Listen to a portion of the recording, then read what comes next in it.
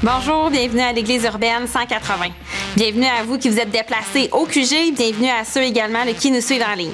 Ce matin, on débute un nouveau thème, celui de la foi.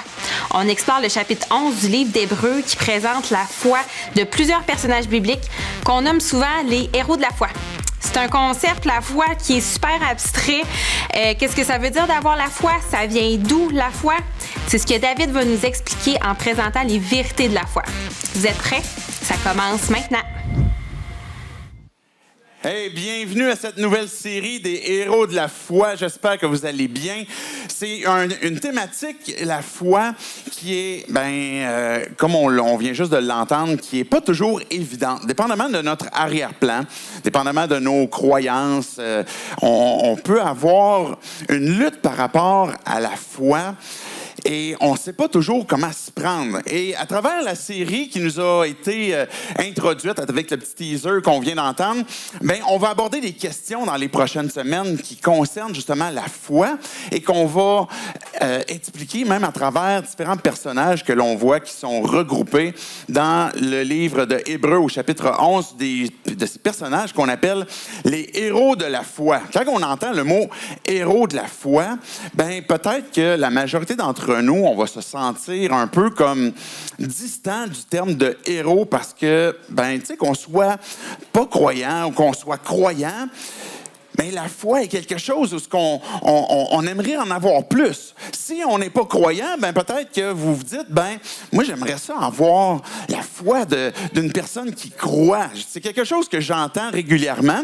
Quand que je partage, par exemple, que je suis croyant, on me dit, j'aimerais ça, moi aussi, avoir la foi. J'aimerais ça être capable de croire. Peut-être que c'est votre désir ou ce que vous dites, oui, moi, j'aimerais ça être quelqu'un qui croit. Puis si vous êtes déjà croyant, peut-être que vous dites, OK, moi, je suis pas un héros de la foi, mais c'est clair que j'ai besoin que je puisse avoir de plus en plus de foi. Je trouve vraiment intéressant un sondage qui est sorti tout récemment. Peut-être que vous l'avez vu passer, ça a circulé sur les réseaux sociaux. C'est un sondage qui a été fait avec Léger, avec la collaboration du journal Le Devoir, puis ça a été sorti le 22 octobre dernier. Donc, ça fait même pas un mois que c'est sorti et que ça dit que 51% des Québécois croient en Dieu versus 49% qui ne croient pas. C'est intéressant parce que on voit même les proportions à travers, par exemple, Colombie-Britannique, qui est très similaire à nous. Le reste du Canada est plus croyant qu'au Québec. Le Québec ressemble un peu plus à la France en ce qui concerne la foi. Et je trouvais intéressant, par exemple, les commentaires qui sortaient, par exemple, des spécialistes qui ont fait le sondage, qui disaient que si on est identifié comme on s'est identifié comme quelqu'un qui ne croit pas, en même temps, c'est pas du pur athéisme de dire OK, moi je crois que Dieu n'existe pas dans l'absolu. Les commentateurs disaient que malgré tout, même les gens qui vont se dire athées ou qui ne croient pas vont quand même avoir des moments forts au courant de leur vie. En général, ça va être en moyenne peut-être 3 ou 4 moments dans leur vie, dans leur progression à travers des circonstances particulièrement difficiles. Par exemple, le décès d'un proche, la maladie, des choses comme ça, va amener les gens qui même se disent pas croyants à vivre certains moments de spiritualité. Donc, c'est pas purement de l'athéisme, mais n'empêche que dans notre contexte québécois, une personne sur deux d'entre nous ne croit pas en Dieu.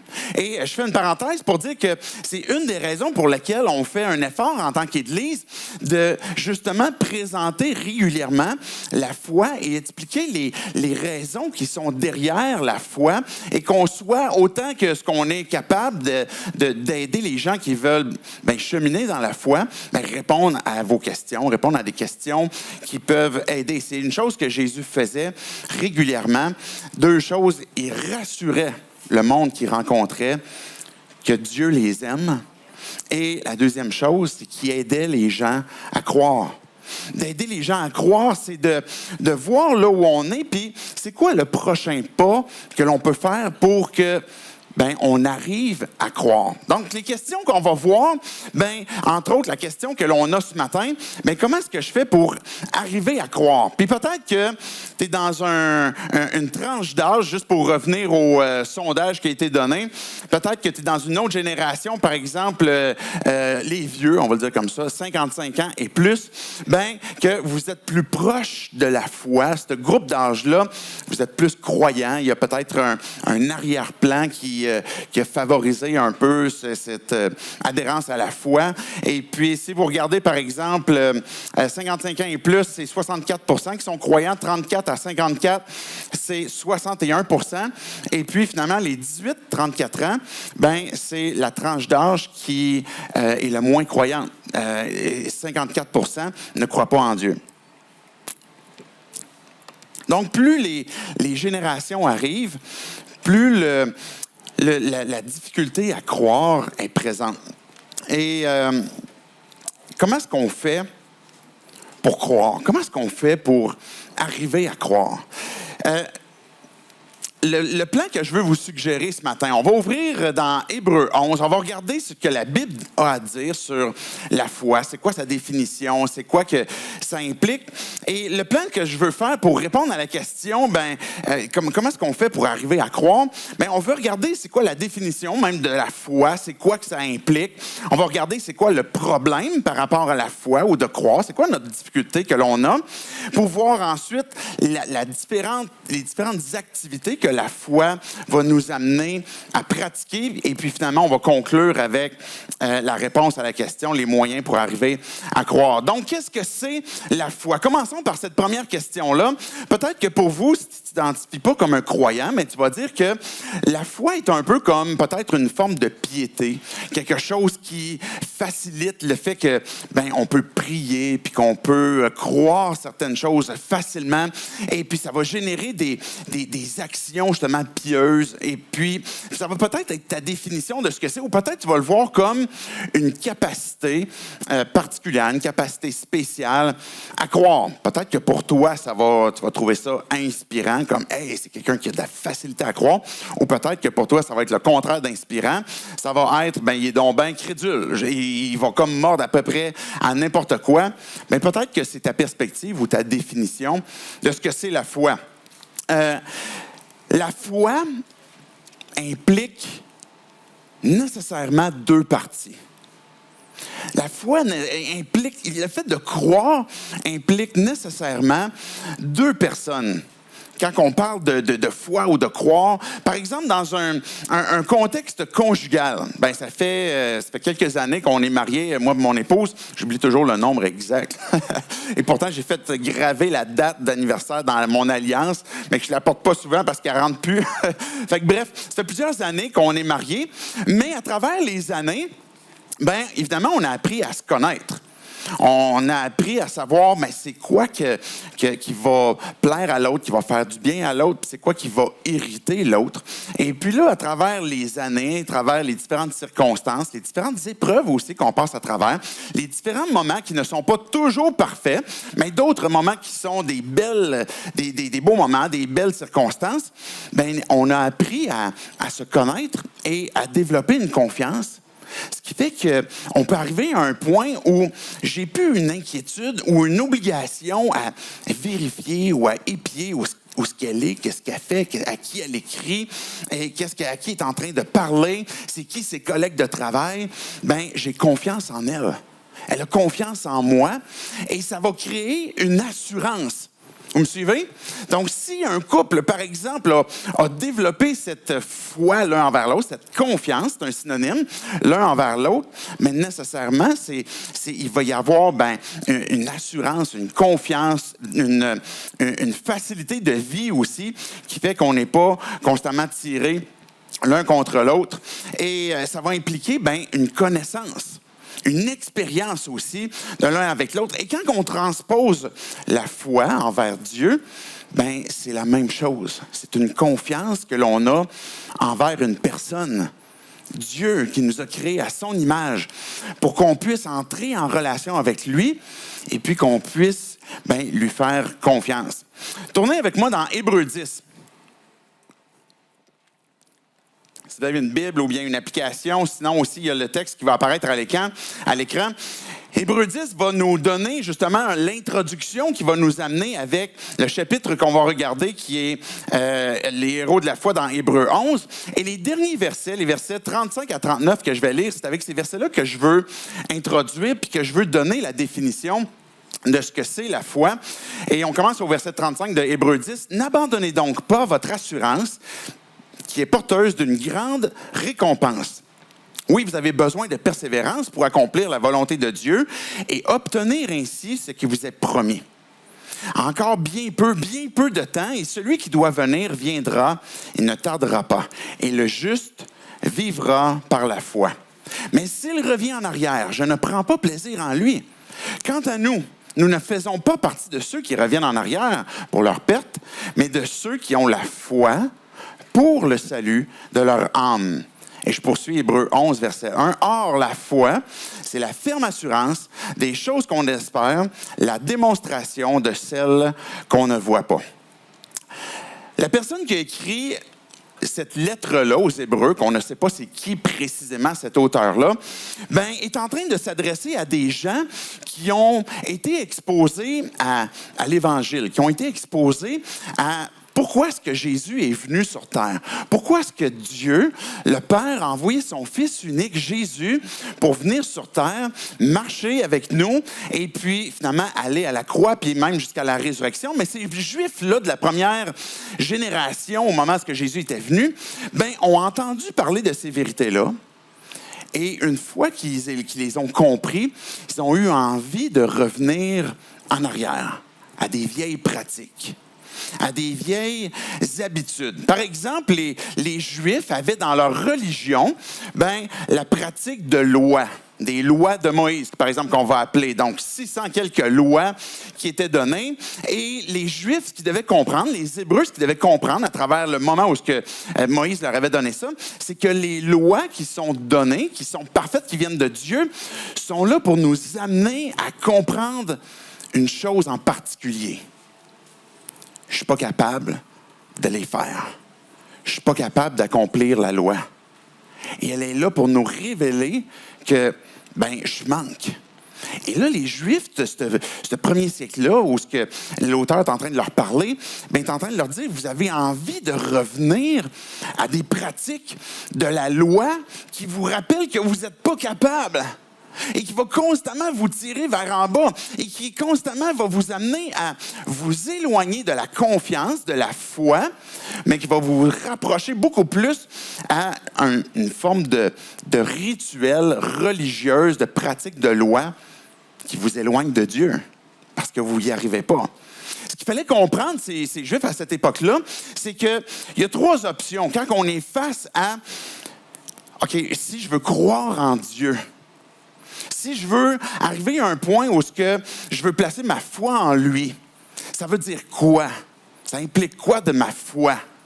Là, si j'arrive au point où OK, je crois que Dieu existe maintenant pour lui être agréable, pour lui plaire, pour le satisfaire, je vais aller avec une pratique rigoureuse de tout ce que peut-être je considère être bien ou que la Bible, à travers la loi, me dit voici tout ce qui est bien puis que je dois faire. Et là, ma première option, c'est OK, je vais aller vers ça. Et c'est à cela que les Juifs, là, à ce moment-là, voulaient retourner. Une autre option pourrait être, cette autre option-là, on pourrait l'appeler la licence.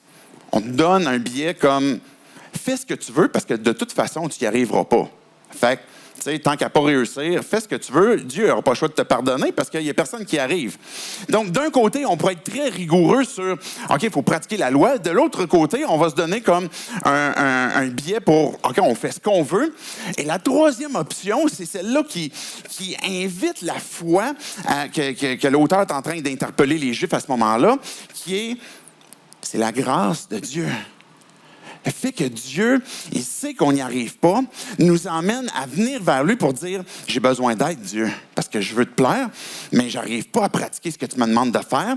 Puis de l'autre côté, je veux pas comme tomber dans juste faire n'importe quoi, puis juste négliger même qui tu es. » Et là, ce que Dieu me dit, c'est « Je te donne ma faveur. » Et ça, je l'ai manifesté, je l'ai révélé dans la personne de mon Fils. Jésus qui est venu sur terre. Et c'est ça la grâce qui nous a été donnée, la bonne nouvelle.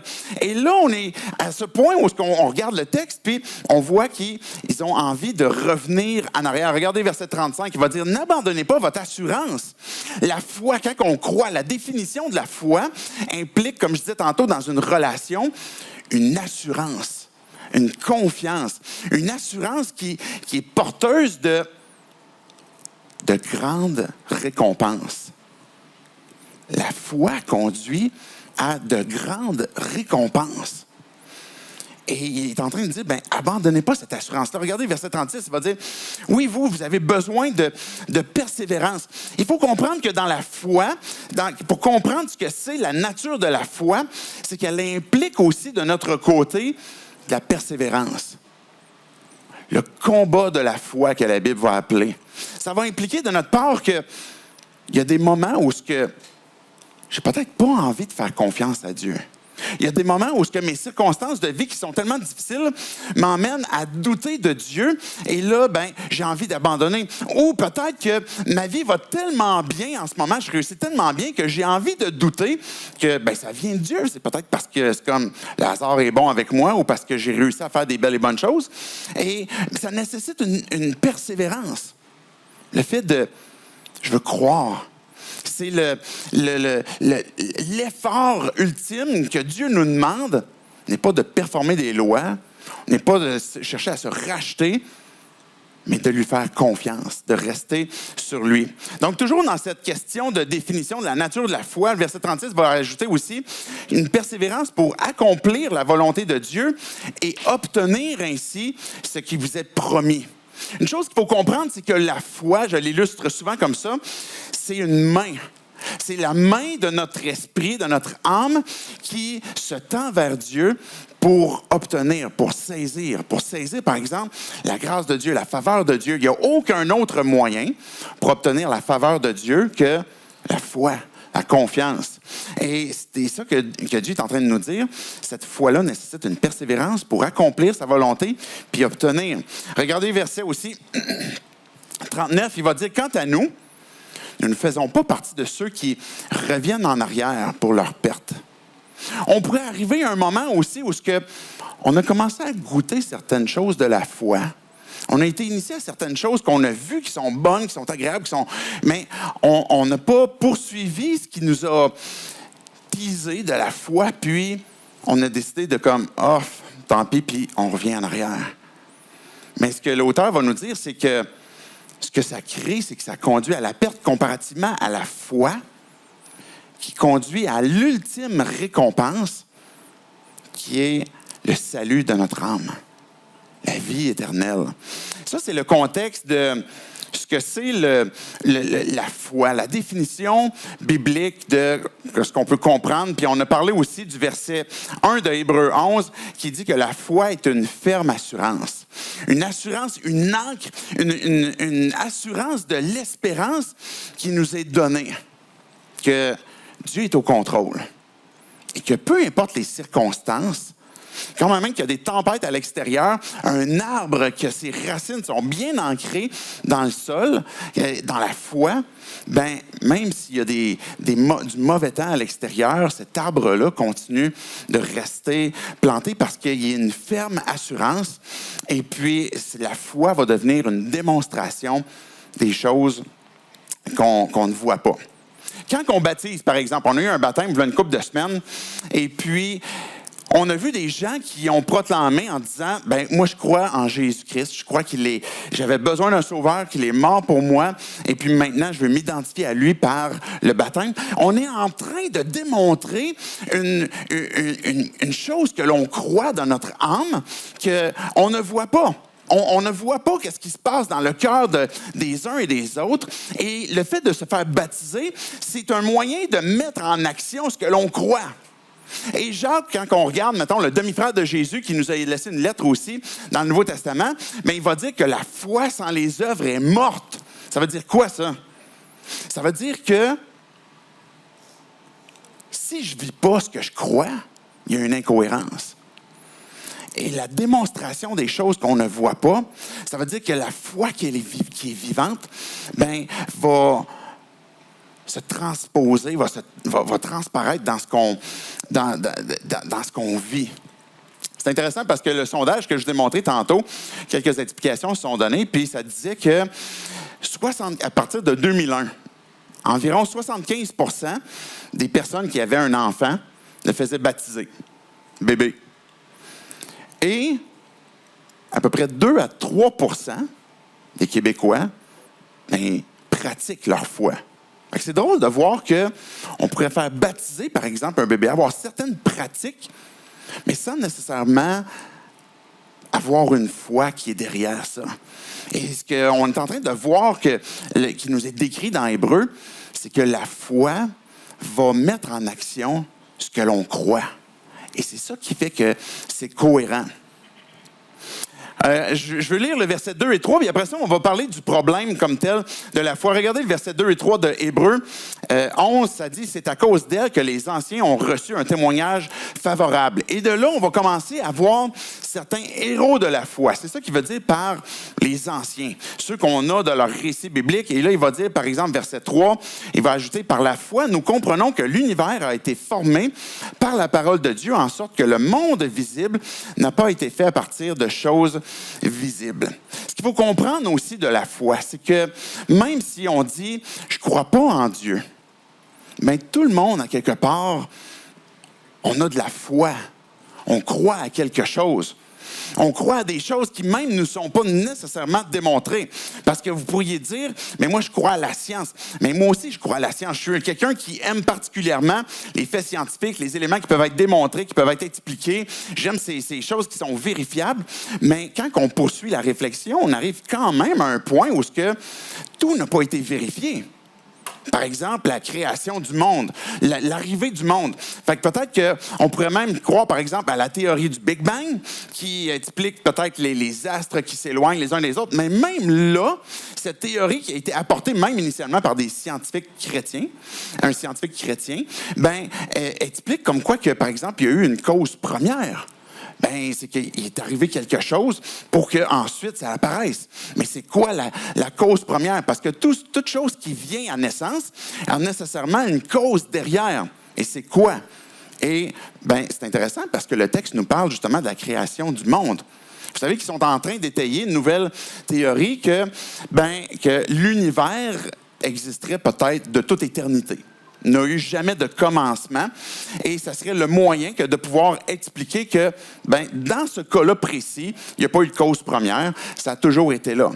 Et si on est croyant, par exemple, qu'on va placer notre foi sur Dieu, mais on va dire que l'élément éternel est justement la personne de Dieu, qui a toujours été là et qui, lui, n'a pas de cause première, puis qui a pu créer toute autre chose, comparativement, mettons, à l'univers lui-même. Le texte, il va nous dire que c'est par la foi qu'on croit que tout a été formé à partir de la parole de Dieu et que le monde visible est devenu visible, a pris naissance à partir du moment où Dieu a déclaré que la lumière soit, et ainsi de suite. Maintenant, quand on regarde le problème de la foi, on pourrait se dire, je vis avec la honte de constamment douter. J'ai du doute, j'ai des questions, et puis j'ai de la difficulté à croire parce que, dans le fond, le doute est toujours présent. On pourrait avoir toutes sortes de questions. Je viens de parler de la création du monde. Peut-être que pour toi, c'est un des éléments qui t'empêche à croire de l'existence de Dieu. Peut-être que tu te dis, comme j'ai besoin de ces compréhensions-là, j'ai besoin de compréhension sur d'où vient la Bible. Ça a été écrit par des hommes. C'est-tu rempli d'erreurs? Est-ce que vraiment on peut s'y fier? Est-ce que vraiment ça peut être comme autoritaire dans nos vies, même si ça a été écrit comme genre il y a plus de 2000 ans?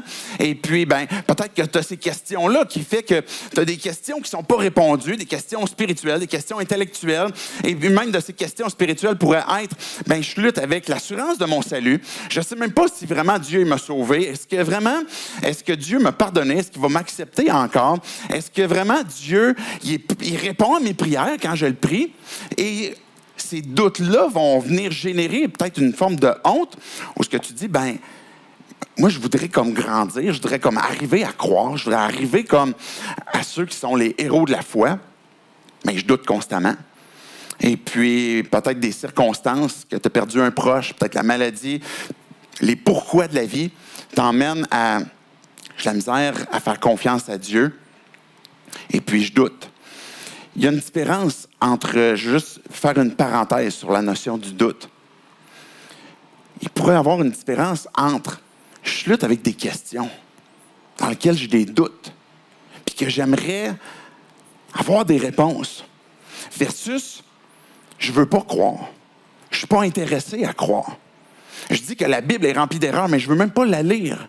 Je dis que Dieu n'existe pas, mais je ne lui ai jamais demandé de se révéler à moi. Et donc, il y a une nuance entre j'ai de la difficulté à croire, puis je ne veux pas croire. Et dans le doute où on a des questions qui ne sont pas répondues, bien, je veux vous encourager à les adresser, ces doutes-là. Parce que c'est ça, comme de cette façon-là, qu'on peut aider à croire, qu'on peut aider à cheminer dans c'est quoi la prochaine question qui a besoin d'être répondue. Puis des fois, on n'a pas tous les éléments de réponse, mais Dieu va bâtir notre foi pour se révéler justement ultimement à nous. Donc, le problème de la foi peut peut-être être le doute avec lequel que tu luttes.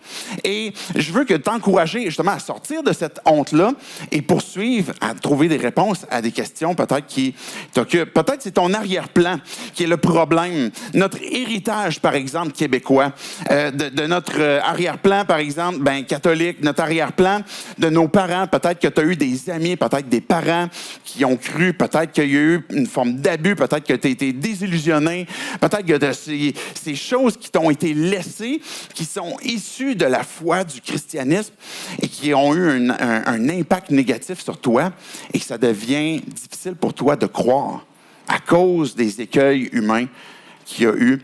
Et peut-être avec aussi une forme d'adhérence, je vais le dire comme ça, à la foi par procuration.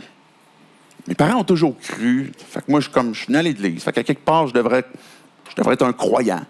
Ou mon chum, m'a amené à l'église, ma blonde m'a amené à l'église, et puis je l'aime, fait que je vais être présent avec elle ou avec lui, puis je veux croire aussi. Et puis tu as adhéré, peut-être pas nécessairement à la foi en Dieu, mais à la foi de ton chum ou de ta blonde ou de tes parents, et qui devient peut-être une difficulté ou un problème à ce que la foi devienne vivante en toi, puis qu'elle vienne transformer des choses dans ta vie de ce que la foi peut faire, qui conduit à de grandes récompenses, comme on le disait tantôt dans le texte.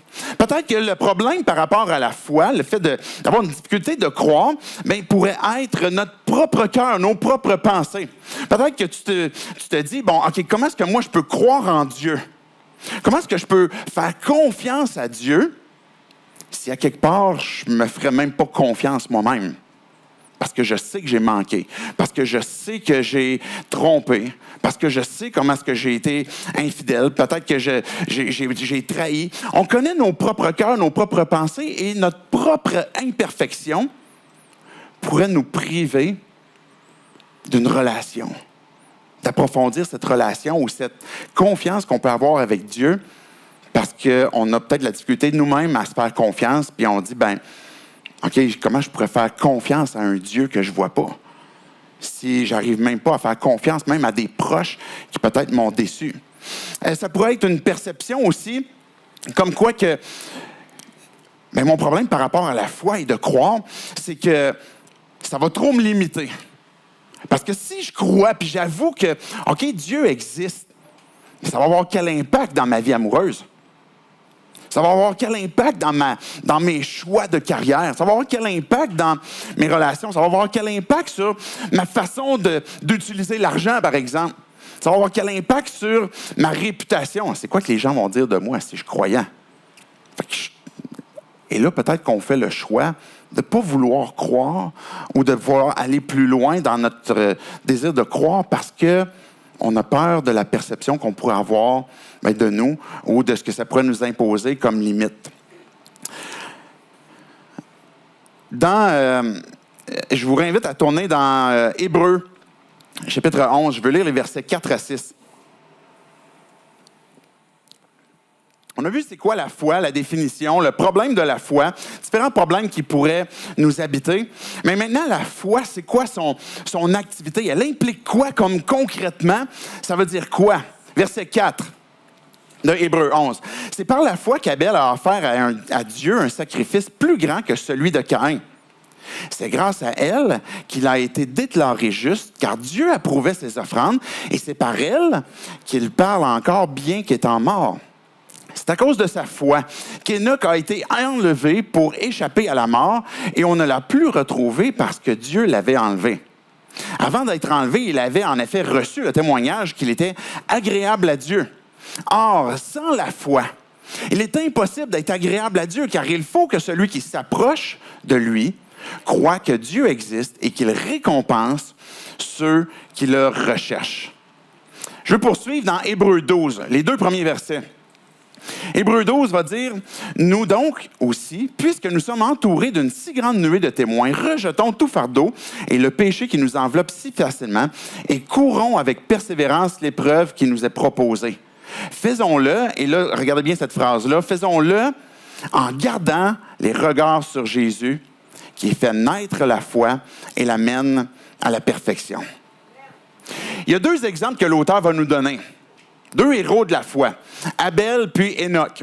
Abel, on connaît l'histoire, c'était 2 frères qui, en tout cas, il y en a un des 2 qui n'aimait pas trop l'autre parce qu'il y avait une jalousie. Abel Caïn étaient les enfants de Adam et Ève. Et puis dans l'histoire, ce qui nous est raconté, c'est que Abel, qui était un éleveur, a offert en sacrifice des animaux qu'il avait, par exemple, à Dieu. Et puis le texte nous dit que c'est cette foi-là qui l'a amené à offrir ce sacrifice-là et qui a été accepté de la part de Dieu. Dans l'histoire de Caïn, qui était un cultivateur, lui, il offrait des légumes. Là, il y a une joke facile contre les végétariens à faire. Je ne la ferai pas. Dieu n'aime pas tant que ça, les légumes. Mais ça révélait quelque chose quand même derrière ça. Caïn, qui offrait ses légumes en sacrifice, ne les a pas accueillis de la même façon qu'ils recevaient les animaux. Pourquoi? On a appelé cette série-là Silhouette, édition Héros de la foi. Abel est en train de révéler la silhouette ultime de Christ. Hénoch est en train de révéler ultimement la silhouette aussi de Christ. Parce que Abel, quand il a offert des animaux, ça dit que c'est par la foi qu'il l'a fait. Pourquoi? Qu'il a dû comprendre qu'à un moment donné, le péché est entré dans le monde, qu'il a séparé Dieu d'avec l'humanité parce qu'on est rebelle à Dieu. Et quand que Dieu a pris Adam et Ève, qu'il les a sortis du jardin, à ce moment-là aussi, quand ils ont découvert qu'ils étaient nus, et là, il y a beaucoup d'allégories qu'on pourrait comprendre de ça, où ils ont honte maintenant pas tant de leur corps, mais maintenant de se retrouver face à Dieu qui voit clairement en eux et qui voit aussi le péché et le mal, la honte qu'on porte face au péché qu'on a fait. Et Dieu les a vêtus de peau, ça dit. Et Dieu a pris lui-même un animal qui l'a revêtu pour couvrir leur honte. Et ce que c'est en train de pointer, c'est ce que Christ a fait. Le sacrifice ultime de Jésus qui a donné sa vie pour qu'on puisse se dévêtir du vieil homme et revêtir l'homme nouveau, que les termes bibliques qui nous sont employés, qu'on peut revêtir le sacrifice de Christ sur nous pour qu'on puisse obtenir par la foi le pardon des péchés puis d'être réconcilié avec Dieu. Amen. Amen. C'est ça que Abel est en train de révéler. Et ce que l'auteur est en train de nous dire ici, c'est que la foi, la façon qu'elle est en train de se révéler, c'est qu'elle accueille avec foi le sacrifice de Christ qui nous est donné, qui nous est offert. Elle accueille aussi avec foi le fait que j'ai besoin peut-être de sacrifier ma vie, d'abandonner ma vie à Dieu, de me repentir de ma vie, de la direction dans laquelle je suis en train de me diriger, contraire à Dieu, et de faire un 180 pour me tourner vers lui, pour, par la foi, saisir sa faveur. Et c'est ça que Abel est en train de nous révéler. C'est cette foi-là qui nous emmène à saisir la vie en Jésus-Christ. Les sacrifices d'animaux, Dieu n'en veut plus de ça. Heureusement, parce que ça serait bizarre un peu, là, comme faire ça ici. Mais les sacrifices d'animaux étaient là juste comme pour illustrer même pas pour pardonner. Ça pardonnait personne. Ça faisait juste couvrir. Ça faisait juste comme cacher. Et dans l'Ancienne Alliance, les gens étaient pardonnés par la foi aussi. Comme quoi que Dieu allait pourvoir un libérateur, mais jamais pardonnés à cause d'un sacrifice d'animaux. Mais les sacrifices étaient uniquement en train de montrer ce qui allait s'en venir, qui est le sacrifice ultime de Christ. Et c'est pourquoi que, il y en a juste un maintenant qui a été sacrifié, qui est Christ, qui est le sacrifice parfait et qu'on peut revêtir. Maintenant, il va parler aussi de Hénoch. Hénoch, c'est comme, on n'a vraiment pas beaucoup de choses sur lui dans la Bible, dans la Genèse, comme quelques versets, que Hénoch était agréable à Dieu, puis finalement, il a été enlevé. Comme, il n'a pas connu la mort. C'était quoi qui s'est passé? Comme, moi, j'espère qu'au ciel, il va y avoir comme des rewinds, comme, on va aller voir, comme, qu'est-ce qui s'est passé? Hénoch qui est comme enlevé, tu sais, y a-t-il un show de boucan, du feu, quelque chose? Il est parti au ciel. Mais le texte nous dit que, dans le fond, Hénoch a été enlevé pour échapper à la mort. Et on ne l'a plus retrouvé parce que Dieu l'avait enlevé. Est-ce que c'est en train d'illustrer, en train de pointer encore à Jésus-Christ que si le sang de Abel parle encore aujourd'hui, que Dieu, il sauve des personnes et leur donne la vie éternelle par la foi. Mais aussi la foi, comme ce que Hénoch a vécu, nous permet d'avoir cette vie éternelle et de ne pas connaître la mort et de ne pas rester séparé d'avec Dieu. C'est plus qu'une mort physique, c'est plus que d'être enlevé sur un char au ciel, je ne sais pas c'est quoi, mais c'est le fait que de ne pas connaître la mort à laquelle on est tous destinés si on demeure séparés de Christ.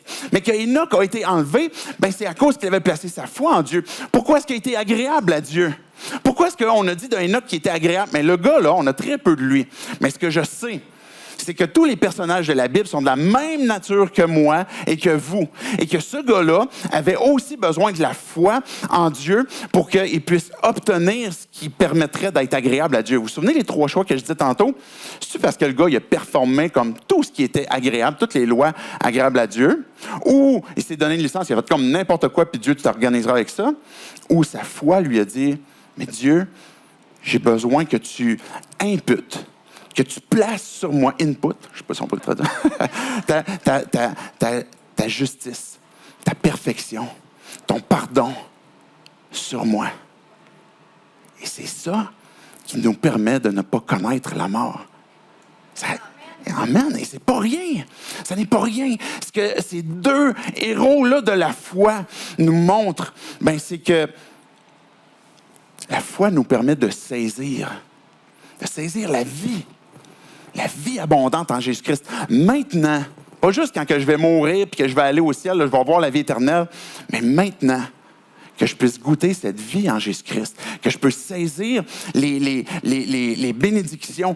Dieu réserve de grandes bénédictions pour vous. Vous pourriez dire amen à ça aussi, là. Et puis, des fois, on pourrait insister à outrance sur comme Dieu veut vous bénir, Dieu veut vous faire du bien, puis c'est vrai, puis Dieu veut vous donner une vie abondante, et tout cela est vrai, et on doit y croire, mais pour cela, il faut se souvenir, ce que Hébreu est en train de nous dire, c'est que les bénédictions que Dieu veut nous donner, les promesses, les récompenses qu'il nous donne, le seul moyen de les saisir, c'est par la foi. J'ai besoin de croire.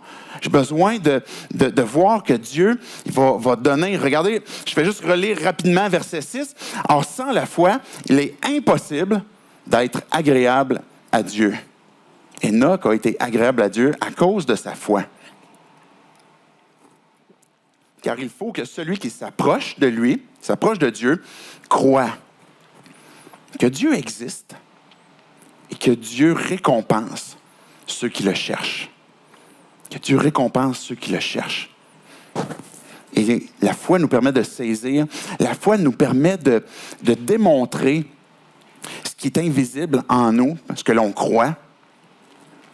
La foi nous permet de rendre visible à ceux qui ont besoin de croire pour aider à croire.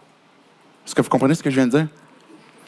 Le fait de vivre ma foi, le fait de vivre ce que je crois, le fait d'être cohérent avec ce que je prêche, puis ce que je dis, puis de ce que j'ai besoin de Dieu, puis que je le crois, puis que je le vive, mais c'est le meilleur des témoignages que les gens autour de moi vont voir que la foi, elle est vivante parce que je suis en train de rendre visible ce qui est invisible.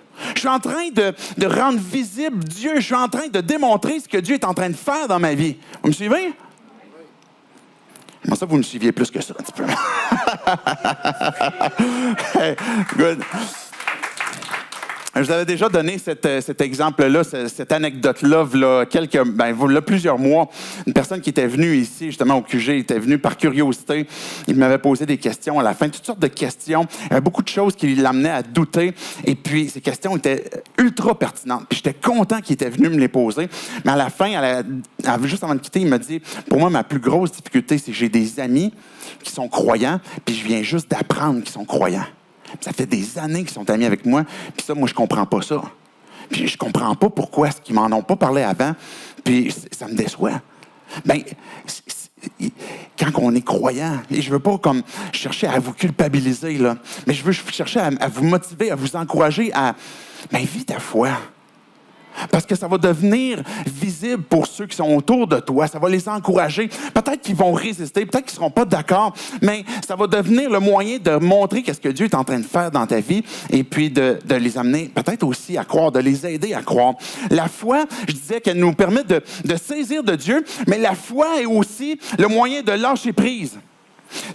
On a l'occasion de lâcher prise sur des choses que l'on veut obtenir sur Terre, sur lesquelles on essaie de s'inquiéter. On se réveille la nuit pour essayer de cogiter, pour essayer de tricoter toutes sortes d'issues possibles, pour essayer d'arriver à notre fin. Et puis, on s'inquiète, on fait de l'anxiété, on gâche notre vie, on gâche le plus beau de nos années, de nos journées, nos beaux mois de novembre gris pluvieux. On est en train de gâcher ça avec des inquiétudes, avec des anxiétés, parce que on ne sait pas qu'est-ce qui va arriver, on ne sait pas, peut-être qu'on s'inquiète de notre santé, on s'inquiète de toutes sortes de choses. Puis, la foi nous emmène à lâcher prise. Pourquoi?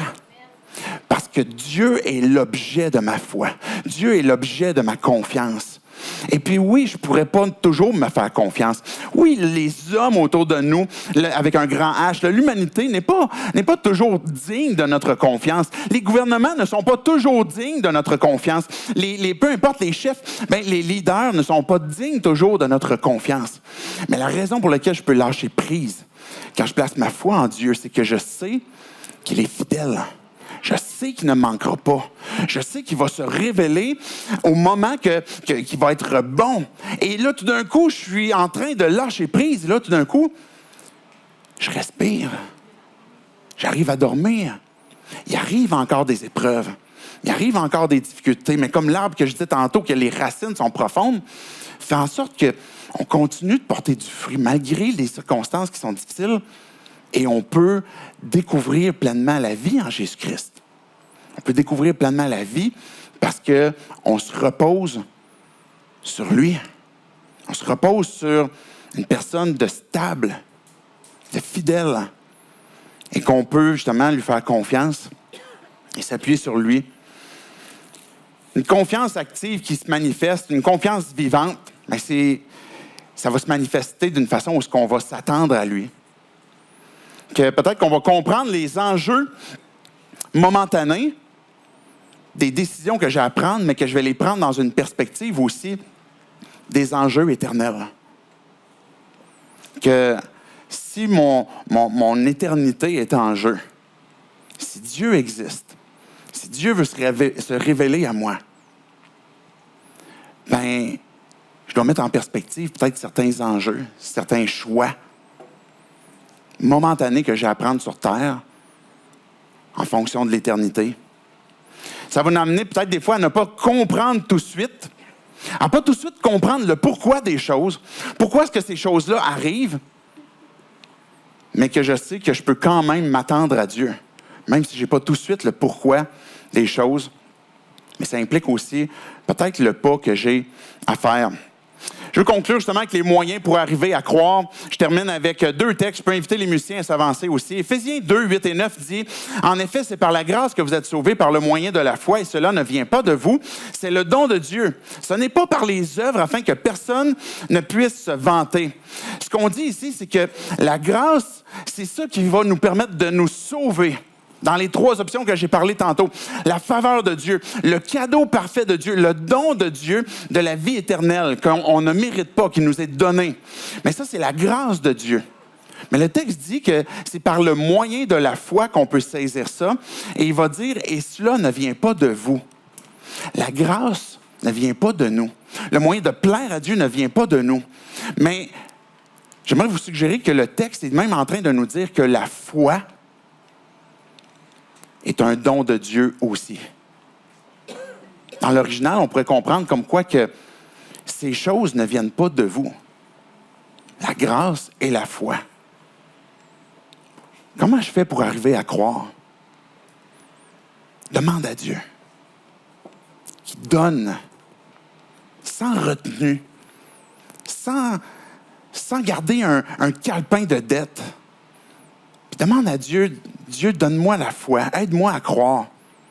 Et la raison pour laquelle Dieu fait ça, c'est pour pas que personne puisse se vanter, mais que toute gloire puisse revenir à Dieu.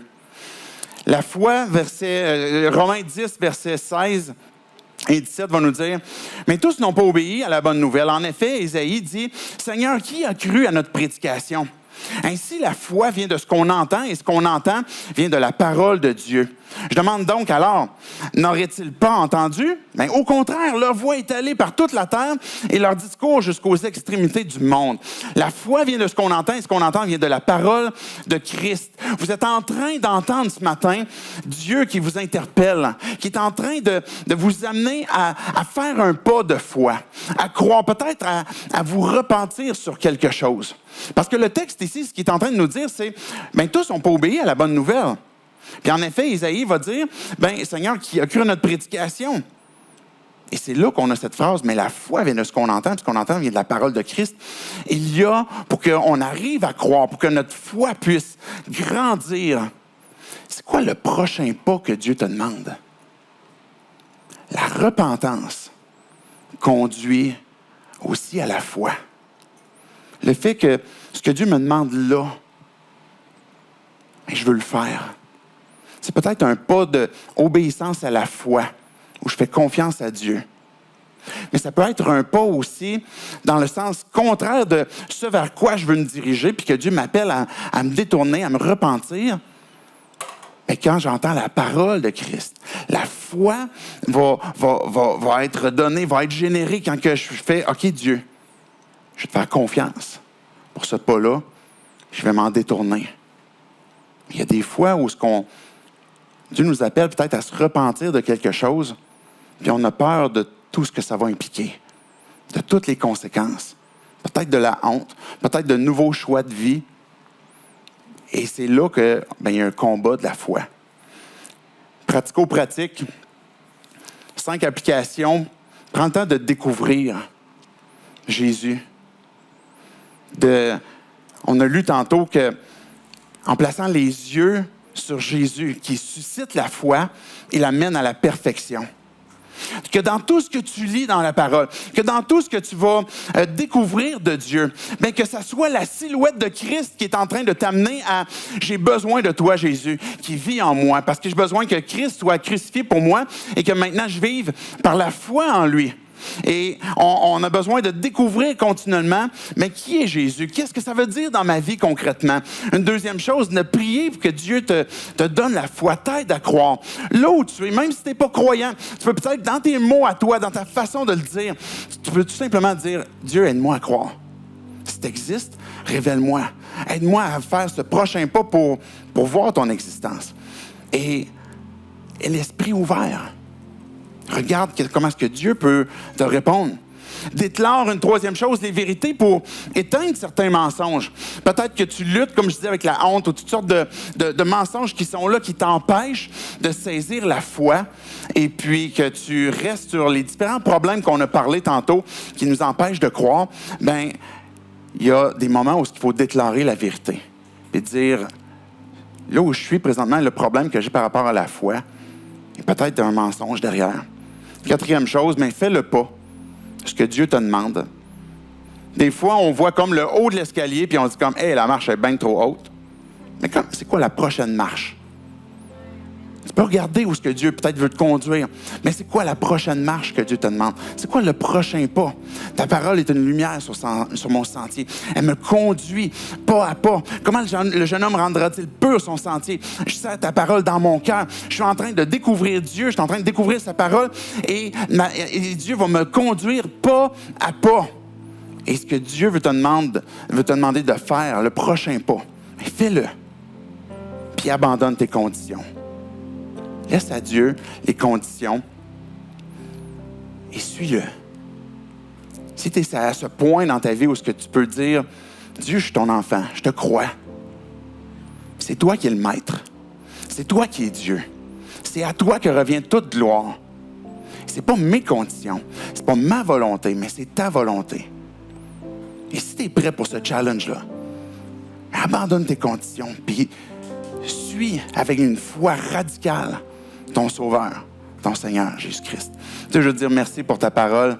Merci pour ces héros de la foi, pour ces textes qu'on a pu voir, pour comprendre c'est quoi, Dieu, la foi, la confiance en toi, qu'est-ce que ça génère. Merci, Dieu, parce que plus on peut croire, plus on peut placer notre foi en toi, plus cette assurance de notre espérance que l'on a en toi est en train de grandir, de s'ancrer. Et je veux te dire merci. Les récompenses sont grandes. Dieu, c'est de ça qu'on veut se rappeler. Cette récompense, ultimement, qui est d'être réconcilié avec toi, qui est de t'avoir, toi, comme père, comme ami, comme frère, comme consolateur qui est avec nous. Le salut de notre âme, cette vie qui est éternelle, toutes ces multiples autres bénédictions que tu nous donnes par la foi.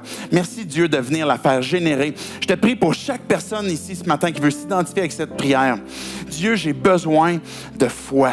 Viens au secours de mon incrédulité. Viens faire grandir cette confiance que je veux avoir en toi. Viens te révéler à moi pour que je puisse aussi t'obéir, faire ce pas d'obéissance et que tu puisses être glorifié dans ma vie. Et c'est en ton nom, Jésus, qu'on prie ces choses. Amen. Comme vous le savez, on est toujours à la recherche d'un nouveau lieu pour se rencontrer avec une plus grande capacité, des salles supplémentaires, du stationnement supplémentaire. Donc, continuez de prier avec nous que Dieu nous dirige là-dedans. On vous invite aussi à contribuer à la mission de 180. Votre implication, votre soutien est important et fait la différence. Merci tellement. Prochain rendez-vous, c'est ce mercredi au QG pour la soirée de prière et dimanche prochain, on continue la série des Héros de la foi. Bonne semaine, à bientôt!